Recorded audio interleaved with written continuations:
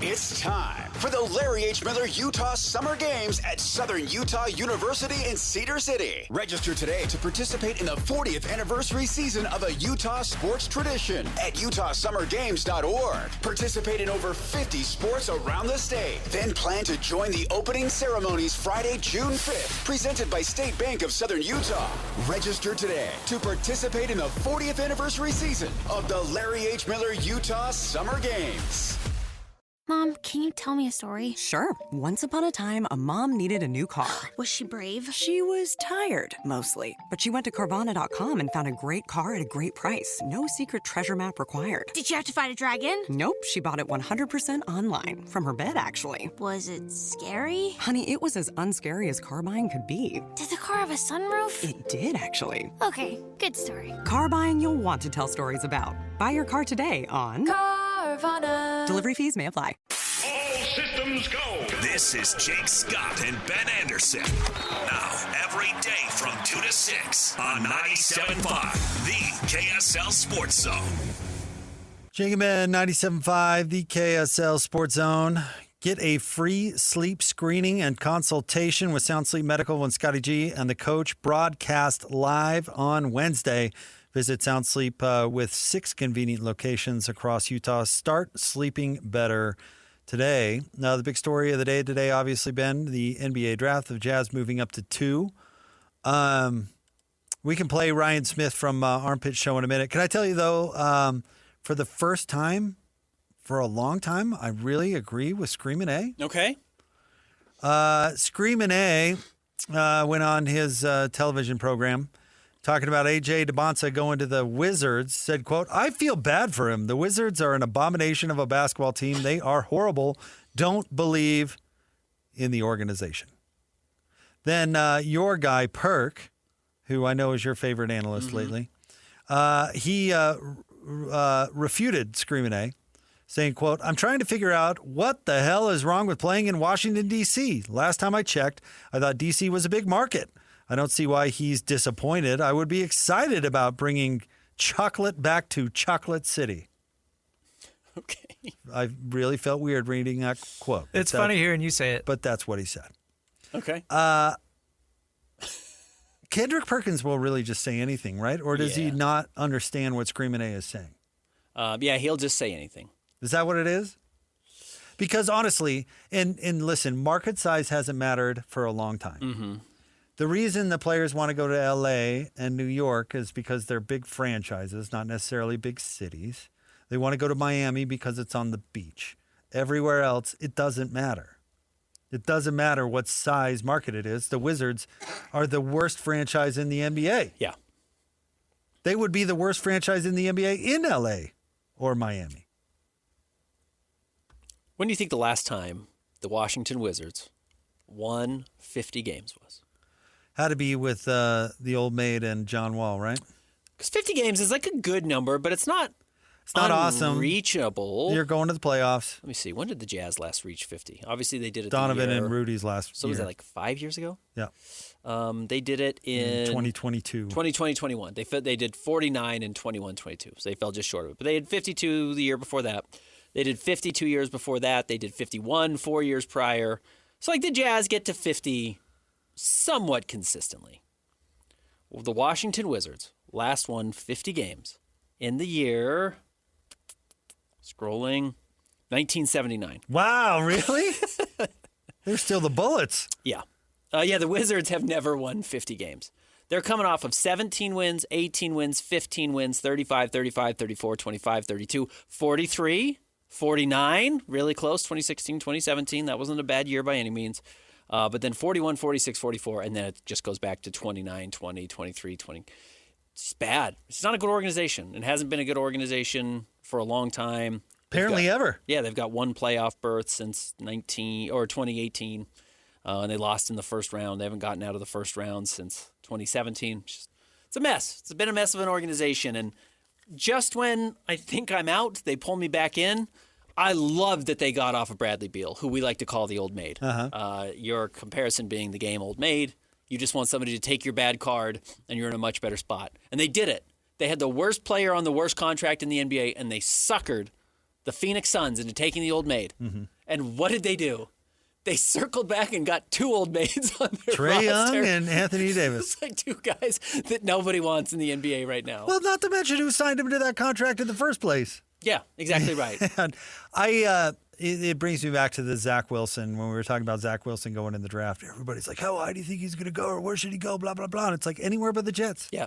Anywhere. Fall to 7. But the Jets. Who cares? Follow the second round. Just don't go to the Jets. Because bad franchises and bad management is bad management. And there have been some examples of poor franchises and poorly managed teams that have had fleeting success. But it never lasts, and most of the time they just make the wrong decisions. Look at the Phoenix Suns. Yeah. The Phoenix Suns actually got to the NBA Finals under Robert Sarver, who was one of the worst owners in the NBA. Bad person, apparently, too. Yeah. And it happens sometimes. But you want to go to a decent situation with decent management. We're going to make the right decisions. If I'm AJ Dybantsa, and it's easy for us to say, but I'd way rather go to the Jazz than the Wizards. I'd even rather go to the Grizzlies than the Wizards, and they're pretty mismanaged. Yeah, absolutely. But they draft well, and they seem to develop their players well. I wouldn't want to go to Washington either. I totally feel for AJ. So I don't get what Kendrick Perkins is saying. That makes no sense. And I don't understand that other than the money, I have to go number 1. If I'm AJ, I'm thinking, man, I hope I go 2. I'll be curious. I hope Darren Peterson has a good combine so I can go 2. Ted Leonsis, who owns the Wizards, I'll be curious. Some guys get the number 1 overall pick and they sell the team because it's at a fever pitch. It's like the Boston Celtics sold right after they won a title. I wonder if he holds on to it and says it's just going to go up in value now. I've got the number 1 pick. This is good for me. He's shown no indication ever wanting to sell. No, he hasn't. They've been put under a lot of pressure to sell, and he doesn't. Also, how else are you going to own a square block in Washington, D.C.? You know, you own a sports team, you can have an excuse for owning an arena and owning a square block. Does he own that arena? I actually have no idea. Let's see. He doesn't own the Caps. Leonsis threatened to move the Wizards and Capitals from the District of Columbia unless the city provided $600 million in public funding for a renovation of Capital One Arena, which makes me think he owns it. Does he own the Capitals too? He does own the Caps. Yes, he does. So let me see. Capital One Arena. Let me see if it says he owns this or not. Neither here nor there. It doesn't tell me. Anyways, so I'll be curious how they go. But no, it's not a good organization. He owns 36% of the building, so he's the primary owner, even if he doesn't own the single majority. Oh, no, he's up to 44% now, so he does own the area. So it's curious. I'm sure AJ wants to go 1, but I would bet he'd rather go number 2. I would rather go number 2 or 3. I'd rather go to a stable organization if it were me. I mean, look at how many prospects the Clippers drafted back in the day with top 5 picks and just absolutely mangled because they were the Clippers. They even made picks of guys that turned out to be guys and traded them. Who was the guy they traded to the Nuggets that turned out to be really good? They kept him for like a couple of years and then shipped him to the Nuggets. I'd have to go back. Yeah. So it really matters. And the Wizards have not proven to have good ownership. And even as they've changed and I thought did some okay things, they seem to undo that progress. So that was one of the big stories of draft night. Certainly Washington having the worst record in the NBA and getting paid off with the top pick. That's, the Jazz tried to do that. The Pistons tried to do that. And they all fell to 5. The other big loser in the draft was the Indiana Pacers, who, had they landed in the top 4, would have kept their pick. They dropped to 5, and thus it goes to the Los Angeles Clippers for the why do I always forget his name? Zubats trade. I just keep wanting to say Vucevic, and it's not. The Zubats trade. And look, I really get it. If you had Zubats at 5 and then one of these top 4 picks, you would have been a really good team. I mean, they made the finals last year. I think that would have been an upgrade across the board, and now they don't. I give more credit. I can't believe I'm saying this. I give more credit to Larry Frank than I do blame to the Pacers. Yeah, I think that's a good point. If you read kind of what went into that trade, Larry really pushed for the top 5 protection. Mm-hmm. That he really got the Pacers to loosen up their protection, and the Pacers took a risk. And actually, I don't hate the risk for the Pacers. You can't win them all. And they got a great player in Zubats, who is great. Yeah. And he is an upgrade to Evan Turner. In my opinion, I don't know. You might disagree. I mean, I suppose they're Miles Turner. What did I say, Evan? Miles Turner is what I meant. Thank you. I totally agree. Yeah. I think Zubats is a better player than Miles Turner, and of course they lost Turner to Milwaukee. Zubats has a great contract, and they thought that they could have their cake and eat it too. And they missed it by a spot, and that blows. But I I don't blame the Pacers GM for doing it. No, that's the type of risk I think you have to make to win a title because they've got a top 10 center in the NBA now on a team that's ready to win, and you also still had a chance to end up with the top 4 pick. And it just didn't work out. It just didn't work out, but it was a 50-50, it was a coin toss. And you still got Zubats out of it. It's not like you lost everything, and he's still on a great contract. But had it worked out, you would have really been made. So I'm with you. I don't think actually, though Kevin Pritchard came out and apologized, he's the front office exec, he's the president of the Pacers. I don't think that's something you have to apologize for. Oh no, that was totally unnecessary. Yeah. Now we've seen way worse deals than that, honestly, and that was a risk. And listen, the Clippers lucked out and are going to get a fine player, but I'd have a tough time barbecuing the Pacers too much for that. And they were also smart to say top 4 protected. Like, this is a draft where the top 4 guys are expected to be a little bit of a different tier, if not a significantly different tier than the guys after that. The team who I think really got hurt on draft night was the Nets. Brooklyn falls in a draft now, 3 spots, to where the best players on the board, and we'll see, you can make your own determination, but it seems like most people believe the best players on the board right now are point guards. And last year they had 5 first-round picks. They made all of them, and 4 of them were point guards. and now you're drafting most likely best player available is going to be another point guard. And it's why you do need to take best player available. You need one of these guys to hit, but it becomes really awkward. Hey, that's the way it goes. Absolutely. Jazz had the worst record in the league last year, and they got bumped to 5. Yeah. I mean, that's how it the goes. gamble. Good luck. And I'm really curious now to see how people handle tanking with the change in rules and Jazz getting out right in time and being done with this tank. Thank goodness for Jazz fans. I think having to watch another year of the team trying to lose would be bizarre. And we just don't know what the results are going to look like with Adam Silver's latest cat in the wall. So I'm curious to see what this unfolds, and I think the Jazz front office is probably extremely happy to not have it in their back pocket that this is what they have to worry about. I would guess you're correct. All right, Ryan Smith, speaking of the Jazz, he went on to Pitt McAfee's show, and let's play his comments about moving up to number 2. So first of all, I've hired a pretty good team here that works with Danny Ainge and Austin, and they've got a pretty good track record of how they handle the lottery, and there's a lot of time between now and then to see how things go. I think our ultimate goal is to build a championship, and it'd be irresponsible if everything wasn't on the table to do that, and that's kind of our job. As an owner myself, it's a real interesting thing because I want to be involved, but Danny's also made a living off over-involved owners, right? And so I always try to sit back and say, hey, look, these guys are here. We haven't even gotten together yet. They're all in Chicago. I'm heading there, and we'll sit down and we'll go through it. But the good news is I think that if you look at the bottom half of this or the top half of this draft, it's pretty incredible. And you're looking out and you're saying, hey, there could be, a few, 7 to 10 time All-Stars. He wasn't trading the pick off the table. No, he didn't, nor should they. You should always leave all your options open. Again, if Milwaukee calls and says, what do you think about Walker Kessler and the number 2 pick for Giannis? I think you think, you're all of a sudden a really good team. You're ready to win a championship tomorrow. If that could work out perfectly, and that's just some hypothetical I'm throwing out there. You certainly at least have to listen. So, yeah, you shouldn't take that off the table. But along those lines, I do think he's right. And I think the line that Danny Ainge, and of course Austin Ainge just hasn't been doing the job as long in the role that Danny has. But his line that, Danny Ainge has made a living off of over-involved owners, meaning he's seen people not making good decisions because the ownership wants to meddle. Yeah, because that oligarch put pressure on Billy King to build him a championship team in Brooklyn. Exactly right. And it worked out really well for him. Who was it in Minnesota? Kahn? Who was the owner? Yeah, Kahn. David Kahn. David Kahn. Mm-hmm. Go get Kevin Garnett from them. And he doesn't know what he's doing. And Danny Ainge was right there. So, yes, keep that idea out there as well and see what options you can take advantage of. And trust Danny and Austin. Again, Austin's the president of basketball operations, and Justin Zanik's going to play a huge role in this as well. Trust those guys to do their jobs. The best example I can think of in a draft like this, making a trade like that. Mm-hmm. Like that? Did Cleveland make a mistake trading Andrew Wiggins for Kevin Love? No. That was supposed to be the greatest draft in the history of drafts. Uh-huh. And that was the number 1 pick. That was the number 1 pick. And I would argue Giannis is better than Kevin Love's ever been. Correct. But that was not a mistake in the slightest. No, it was not. They were close.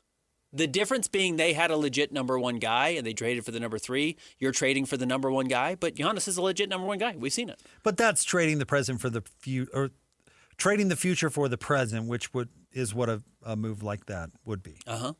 And it worked out in that Like case. that? And look, you win a title, it doesn't really matter. What You did don't Boston care trade for Kevin Garnett? Wasn't it like the 4 pick? Al Jefferson, Ryan Gomes, and I can't remember what other picks I think it was were a top involved. 5 pick. Well, no, because they traded their top 5 pick to Seattle For Ray Allen? for Ray Allen. Yeah, well, there you go. Yeah, exactly right. Yeah. Yeah, they also made that trade. And it worked. Yes. So they shouldn't be scared to trade it. That doesn't mean just give it away. No, don't give it away. But- But there's only a handful of players you would seriously consider. But the thing is we fall in love with potential. That's the problem with the draft. Yes. I say we, I mean everybody. Yeah. Everybody falls in love with what could be. Sometimes a bird in the hand is worth a ball on the carpet. You know what I mean? I 100% know what you mean. But also, to your point, and I think people do forget this, was like, do you remember what Andrew Wiggins' nickname was? Carl. Maple Jordan.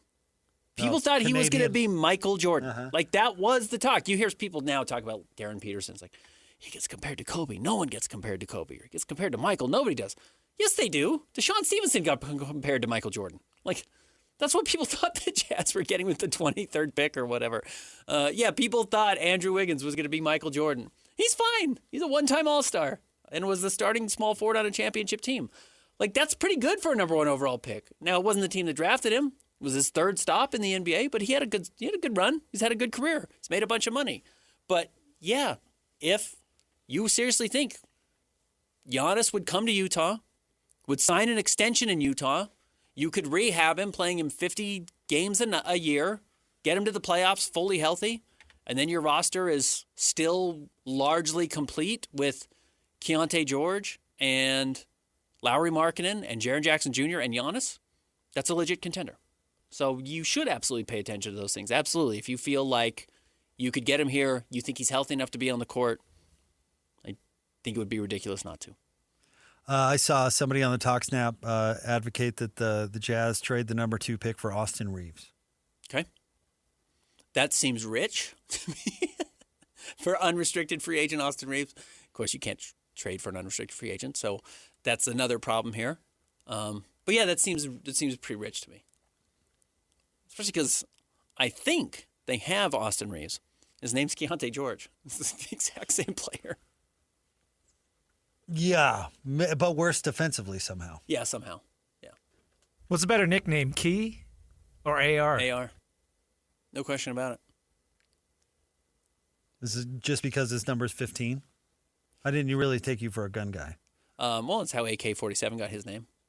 Same thing. I was never comfortable with it. Quincy Lewis, current Jazz president of alumni relations. I thought don't he know what was his role the is. Lone Peak High School guy.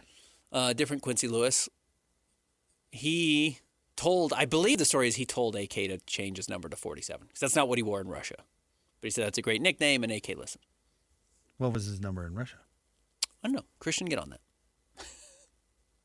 He was like 17 playing at that point. He got drafted when he was a baby. So, yeah, his name was changed specifically to be the gun model. AR-15, but that's not what they call him because of all the violence. Just AR.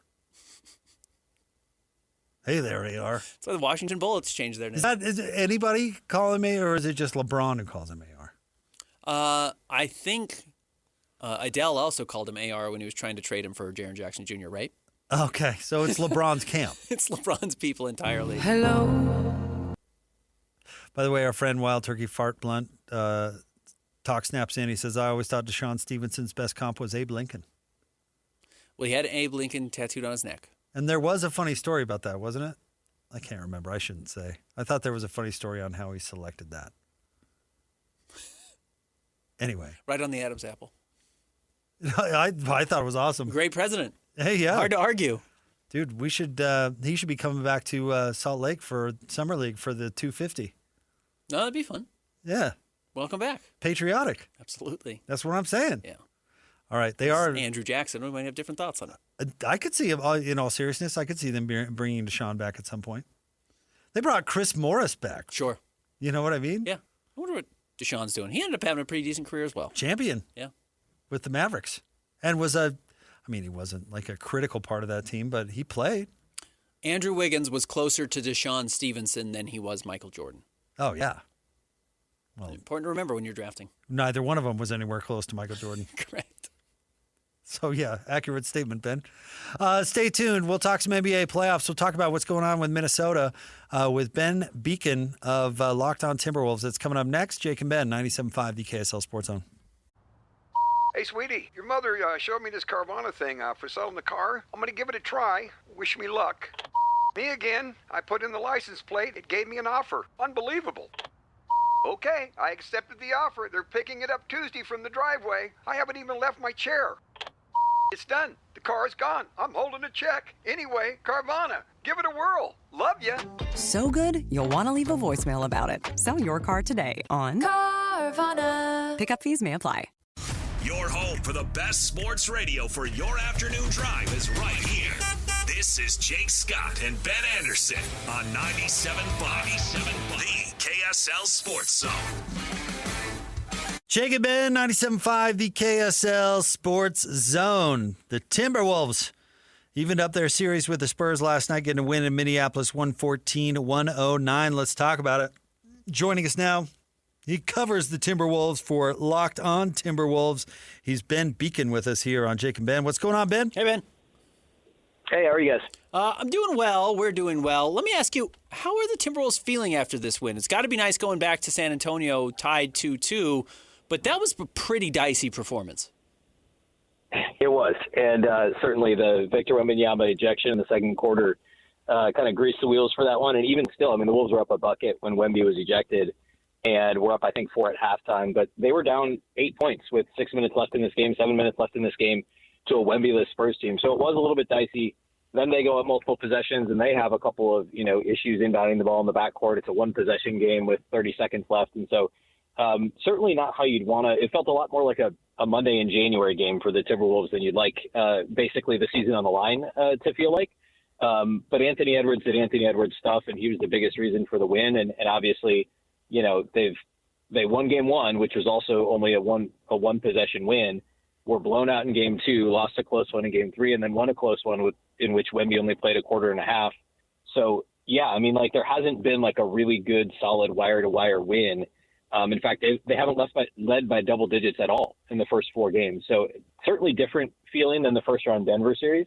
But a win is a win is a win, especially this time of year. And now you just got to win 2 of the next 3, obviously 2 of the next 3 being in San Antonio, and that's much easier said than done. But they've given themselves a shot to pull off the upset for the series. I find it ludicrous that Wemby wasn't suspended for at least a game. I mean, that was one of the worst elbows I think we've seen. Ben and I were trying to go through recent memory bad elbows in the NBA. Do you have any thoughts on the punishment? Yeah, I wasn't really surprised. I mean, I think you could have made an argument. I said this on Lockdown Wolves on today's episode. I think you easily could have made an argument for 1 game. I think you could have made an argument for 0 games. Reportedly, the lack of a history with Wemby played into the decision, so I get that. I understand. I hadn't thought about this at the time, but apparently because he was ejected so early in the game, the NBA may have looked at that and been like, he basically was suspended for half a game already. So, I don't want to get too worked up about it because, look, I think the Wolves want to beat the Spurs fair and square, and nobody wants to be like, obviously, they'll take it if Wemby's out, but it's like, let's just, if we're going to beat them, let's do it with their best guys on the court. And as we've seen all season with this Wolves team, if your listeners haven't watched a ton of Timberwolves games, the Wolves play to their competition, and whatever you expect is going to happen is usually not what's going to happen. And so sure enough, the Wolves struggled more when Wemby left the game. Now, part of that is, he leaves mid-game, and so your game plan changes on the fly. It's a completely different Spurs offensive attack. You attack the Spurs differently on the other end of the floor with no Wemby. And now it's right back to what you expected for the series. Obviously, Wemby's the top 6 player in the league, so, in theory, it should be easier without him. But with this Wolves team, I don't know that that's necessarily the case. But, yeah, I was a little bit surprised. I was surprised there wasn't no suspension, but here's a $50,000 fine. And apparently there was no additional fine on top of what you already get for being ejected for a flagrant. So a little bit surprised. And it certainly, I think it can be a slippery slope here in the playoffs if they're going to allow certain physicality and then, minimal punishments for retaliation. I don't know. These teams, it's not to the level of Wolves Nuggets hatred, but I think things could get a little dicey here if not if the officials allow that to happen. So who knows? Maybe we get a lot of quick whistles in Game 5 and things don't get chippy. I was not giving the Timberwolves much of a chance in this series before Game 1 because I didn't know how healthy Anthony Edwards was going to be. Now he's scoring what it was, 16 points in the fourth quarter, and it seems like he's going to be reliable at least for these next 3 games. So how do you think they're feeling about being in a series 2-2? Now it's best of 3. No, they don't have home court advantage, but clearly they're frustrating Victor Wembanyama. They have things that are working for them. Yeah, I think Ant's the biggest thing. I think you hit it on the head. Coming in, I did pick the Timberwolves in 7 because the Wolves did play the Spurs well in the regular season. They won 2 out of 3, and Wemby played in 2 of those 3 games. And the Spurs are incredible. And I just kind of figured baked in Ant was going to get better over the course of the series because that's just how Anthony, he's a marvel when it comes to how he recovers from injury. And I don't know how his knee continues to improve. Well, he's still playing. He took, 9 days off after the initial bone bruise and hyperextension. And he already had runner's knee in the other knee. So he's got one knee with runner's knee that he's dealt with for 3 months.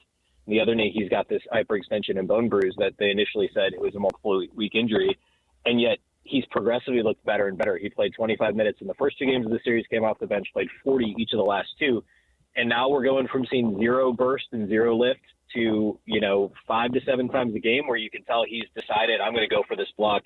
I'm going to elevate when I get to the rim. I'm going to pull off the spin move at full speed. But he's also doing some crafty below the rim stuff, some crafty Luka Doncic-ish, for a guy who's not using athleticism but being crafty with the ball, using different maneuvers, playing in the post a little bit. Some of that stuff you're seeing more of, and he's doing a little bit of both now. He's mixing in some of that athleticism. So I think that's the key. If Ant continues to get better, the Wolves have a real chance to win 2 out of 3 in this series. If he, kind of levels off and has, a couple of bad games here or there or whatever, Wemby, to this point has still been the best player on the floor. He had the Game 3 performance was insane. The Wolves did a pretty good job defensively, but he just there's only so much you can do to slow him down. And I think, Game 1, Wemby started out great, but then kind of was visibly exhausted by the end, and the Wolves are being physical with him. So I think that's the key. Increase the physicality as much as possible and hope that the moment becomes too big for an inexperienced team. And the Wolves have been to the conference finals 2 straight years, so they're no stranger to big games. And I think they're not going to be intimidated going into San Antonio. So just continuing to be physical with Wemby, you're only going to be able to slow him down. You can't stop him. And then as long as it continues to improve physically, I think it gives him a shot. Ben, obviously you're talking to an audience that understands the nuance of the game of Rudy Gobert, having watched it for so long. Sure. And Rudy was so good against the Nuggets. I hate to use the word dominant, but he was really, really good and did a great job against Jokic. I'm curious, on the big picture, how do the Wolves, the team, the fans, everybody, how do they feel about Rudy now that we're several years away from the trade? Yeah. People love Rudy Gobert. He's a teammate's teammate. The players love him. The fans love him. He plays hard all the time, genuinely cares. And you do really have to watch him every day. I think nuance is a great word to understand just how impactful he is. Really, especially at the defensive end of the court. And, and he's gotten, I know the numbers are down scoring wise, not that they were ever crazy, but he had some pretty decent, 14, 15, I think even a 16 point per game season in Utah. The volume is down and the scoring is down, but he's actually, I think, in the last couple of years started to look a little more confident with the ball in his hands offensively, and teammates have started to trust him. And there's, some guys on the team more than others who are really good at feeding him the ball around the basket. But I think the screen assist thing is real. He's one of the NBA's best screeners. He's great at it. The defensive impact is real. Even if there's been moments where you wonder, hey, has he slowed down a half step? And then you realize, oh no, he's fine.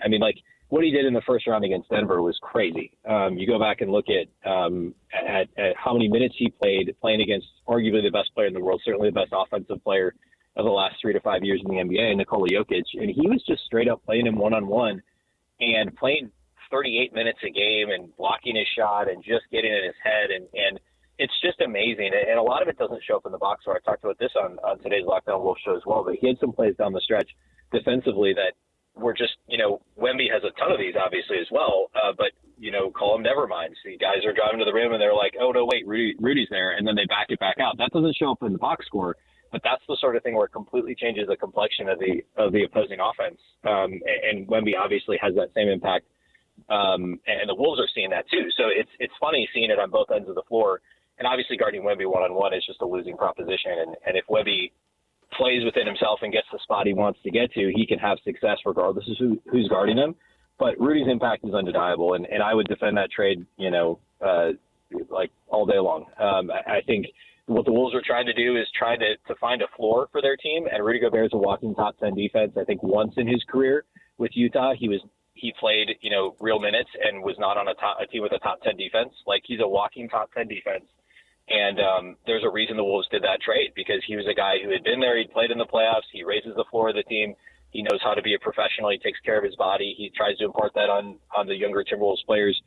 And he's had a real impact on raising the floor of this team. And I think he's been great in the playoffs by and large, too. I mean, even last year, if the Wolves are fortunate enough to get past the Spurs and take on very likely OKC in the conference final again, Gobert's on-off numbers in that series against the Thunder last year were great. But for some reason, Chris Finch decided to try and play small against the Thunder, and I don't think played Rudy quite enough. So I'd be interested to see if that rematch happens, if Rudy does play more than he did last year in the playoffs. But yeah, I mean, Wolves fans love Rudy Gobert. He's a phenomenal player. He's a good guy, and he's a huge part of what this team has done the last few years.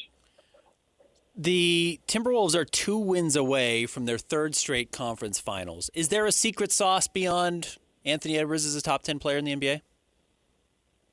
I mean, I would tell you Rudy Gobert is the other reason, right? Like Ant's a top. I think before the season I had Ant and Wemby 5-6 in the NBA in terms of the league's best players. I'd probably flip them now. I'd probably put Wemby a slot ahead of Ant.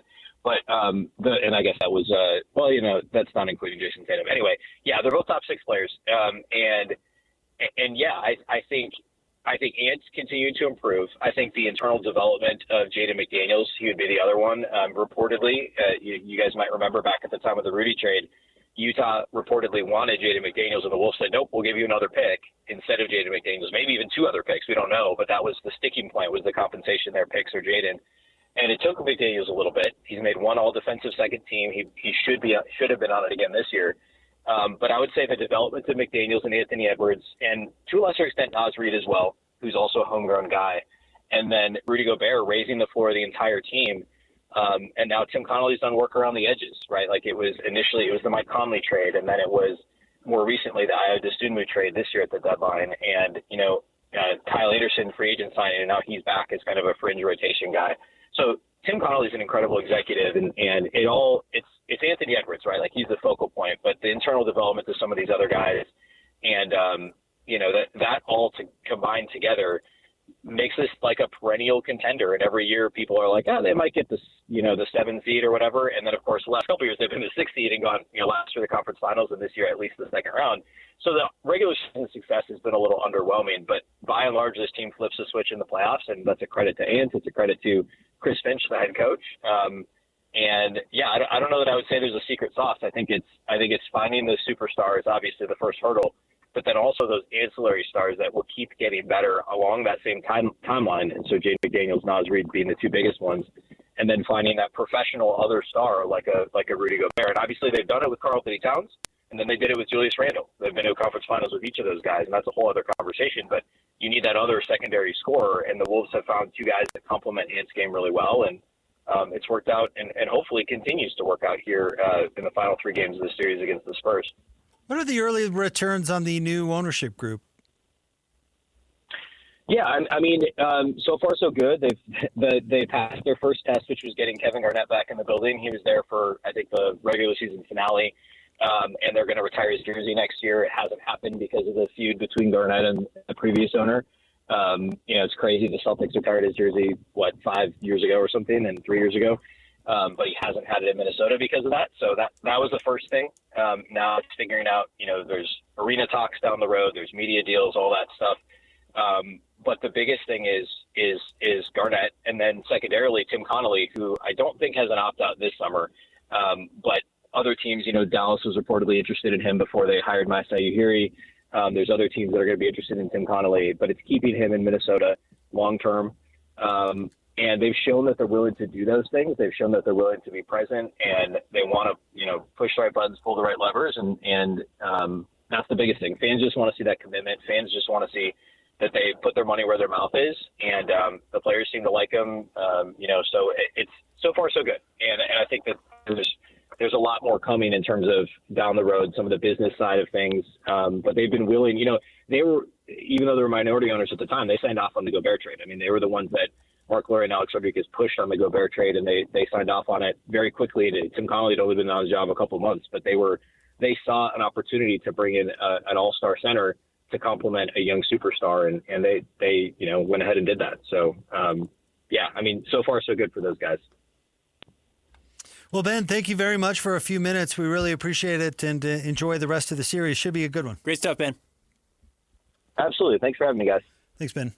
Ben Beecken, locked on Timberwolves, as that series is now tied up at 2 apiece. His recognition of what Rudy does, which is just he sets a floor for who you are as a team, and he sets that floor so high because he's so good defensively that it allows your stars to be stars. It's allowed Anthony Edwards to do all the other things that he does well, in addition to being a good defensive player.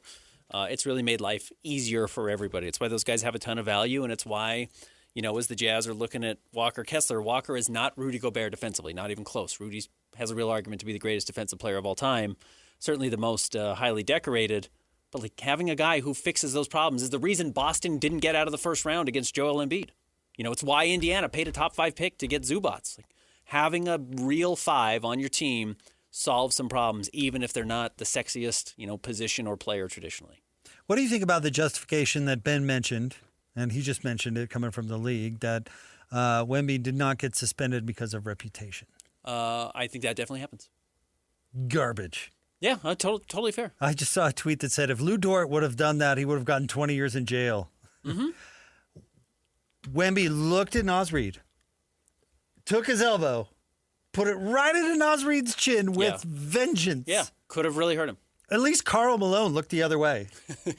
And flailed while he did it. What do I care if he... And by the way, should we tell Adam that his bodyguard beat up Britney Spears? Because this is not... an isolated incident. I'm totally with you. Now, look, John Stockton probably could have gotten fined $100,000 for his dirty play throughout his career. Every former player says John Stockton was the single dirtiest player I've ever played against, but his reputation didn't allow him to be fined in that sense. Ridiculous. That was not a dirty play. What Wemby did is not a dirty play. Correct. What Wemby did You're right. is a dangerous play. Yes. When Hakeem Olajuwon punched Billy Pult, that was not a dirty play. When Zaza Pachulia slid under Kawhi Leonard, that was a dirty play. When the Clinic got wrapped up with Kevin Love, that was a dirty play. I thought you were going to talk about when he speared Jordan Poole. when he speared in the back. Jordan Poole. When he speared Jordan Poole. That was just a dirty play, actually. That was a dirty play. Yeah. What Wemby did was not a dirty play. What Wemby did was a violent act. Mm-hmm. To call it dirty is doing a disservice to the dirty players out there that work so hard to keep it on the down low. I don't understand how he was not suspended. I'm not even getting a fine is surprising to me, for sure. $50,000? A, he's got the money. B, he deserved it. He should be suspended, and the Spurs should lose. Yeah. You should learn a lesson for doing that. I think that's totally assault, brother. Exactly. I think that's totally fair. Audio Vault's coming up next. Jake and Ben, 97.5, the KSL Sports Zone. I sold my car in Carvana last night. Well, that's cool. No, you don't understand. It went perfectly. Real offer, down to the penny. They're picking it up tomorrow. Nothing went wrong. So, what's the problem? That is the problem. Nothing in my life goes as smoothly. I'm waiting for the catch. Maybe there's no catch. That's exactly what a catch would want me to think. Wow, you need to relax. I need to knock on wood. Do we have wood? Is this table wood? I think it's laminate. Okay, yeah, that's good. That's close enough. Car selling without a catch. Sell your car today on Carvana. Pickup fees may apply.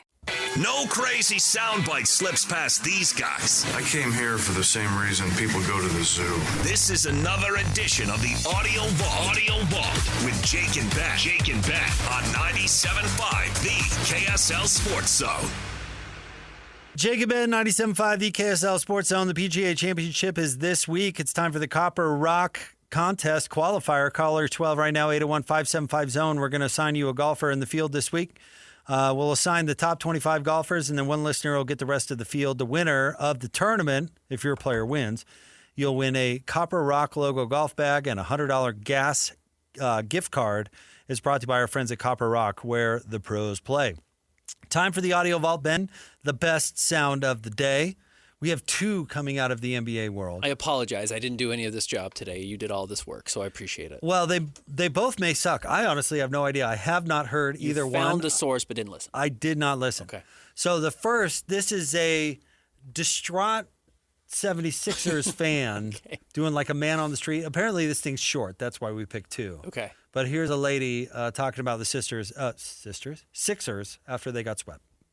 And I love Joel, and I hope he stays. I love the whole team. They did amazing, but it's just heartbreaking. It really is. Oh, I would love that for 2 minutes.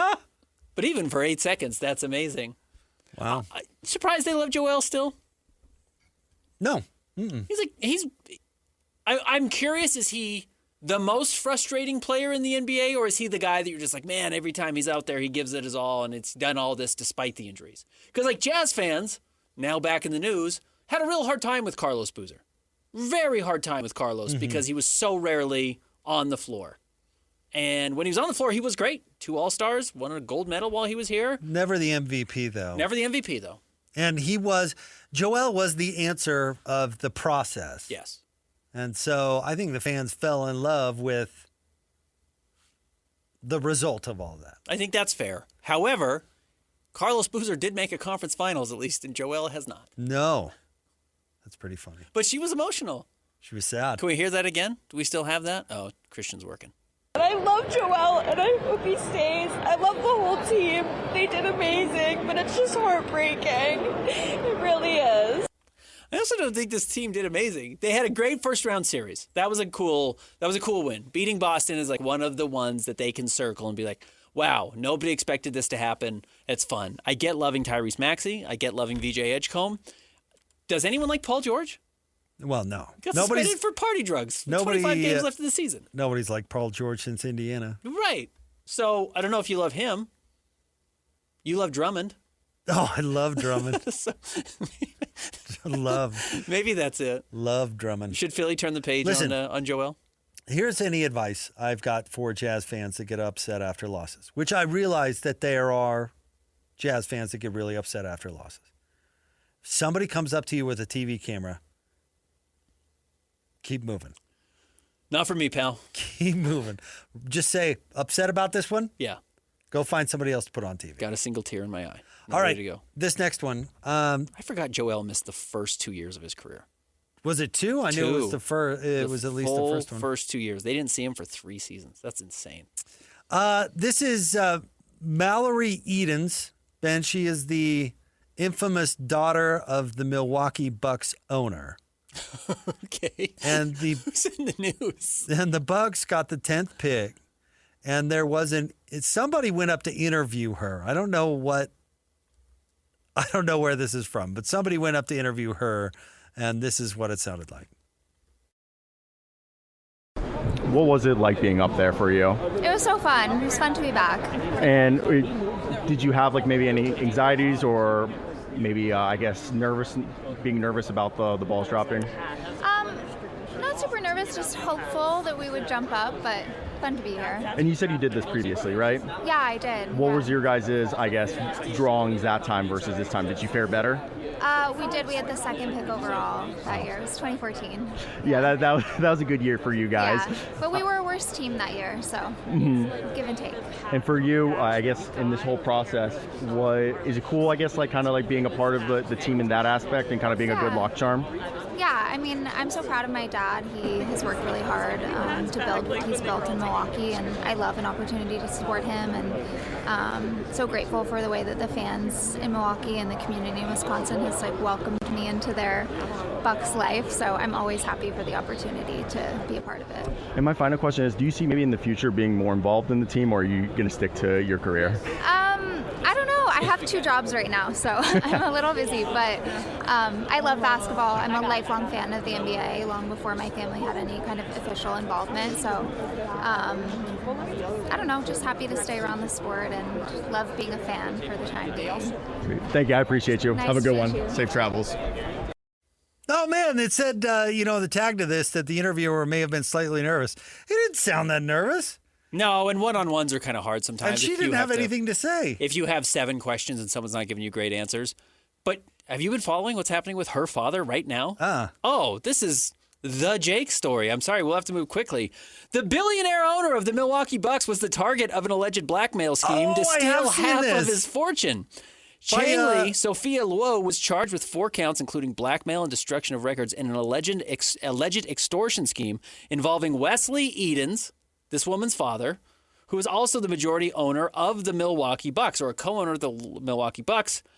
Luo, or Lou, probably how you pronounce the name, 46, allegedly threatened to publicize videos and photos of him and her together. You know what they're doing. And threatened the NBA owner for months, even contacting the 60-year-old's family members, the outlet reported. So this report came out yesterday? Wow. Yeah, this report came out today. So they knew this was coming. She's on the stage because you can't have him on the stage because this is the honeypot situation. He got caught in the honeypot. Wow. She tried to get $1.2 billion out of him to not release the videos, and he said no, so she apparently has released all these videos. Yikes. Hey, she aimed too high there. Yeah, $1 billion seems like a stretch. She aimed too high there. Anybody good at the honeypot knows you got to do something reasonable. Yeah. Yeah. $500,000. 5 million. Yeah. $1 billion? Yeah, $1 billion. That guy's not. And by the way, somebody would notice. I was worth $4 billion. Now I'm worth $1 billion. What happened? Lou got caught in the honeypot, man. Lou allegedly went on to contact Eden's girlfriend at the time, who's now his wife, and his ex-wife, with incriminating information regarding their relationship. Don't watch the videos at work, dude. I am sure your family and business partners will learn about you and your misdeeds from these interviews and will provide exposure that will taint your record forever, said Lou. Dude, this is just another example. Keep your personal life buttoned up. If you've got a lot to lose, keep it buttoned up. Okay, so, and this worked. This honeypot worked. Lou's lawyers reportedly said in a court filing that Edens initially agreed to a settlement of $6.5 million in order to avoid further publicity and attention. He paid her off. And then she wanted $1 billion because apparently 6.5 was just not enough. Went back to the well. Dude, go find another... Now she's going to jail for blackmail. Yeah, go find another dude. Dang. Anyways. Okay. Well, the sound was less intriguing than I thought, but that story is great. Not for him. No, very bad for the Edens family. Not for her. Rough couple of days. Oh, and you know what? We should get to another winner maybe in the next hour of somebody who won. Sneaky winner of the NBA draft yesterday, the draft lottery. We'll do that at 5:30. All right, stay tuned. Jake and Ben, 97.5, the KSL Sports Zone. And I love Joel, and I hope he stays. I love the whole team. They did amazing, but it's just heartbreaking. It really is. Hey, sweetie, your mother showed me this Carvana thing for selling the car. I'm going to give it a try. Wish me luck. Me again. I put in the license plate. It gave me an offer. Unbelievable. Okay, I accepted the offer. They're picking it up Tuesday from the driveway. I haven't even left my chair. It's done. The car's gone. I'm holding a check. Anyway, Carvana, give it a whirl. Love ya. So good, you'll want to leave a voicemail about it. Sell your car today on Carvana. Pickup fees may apply.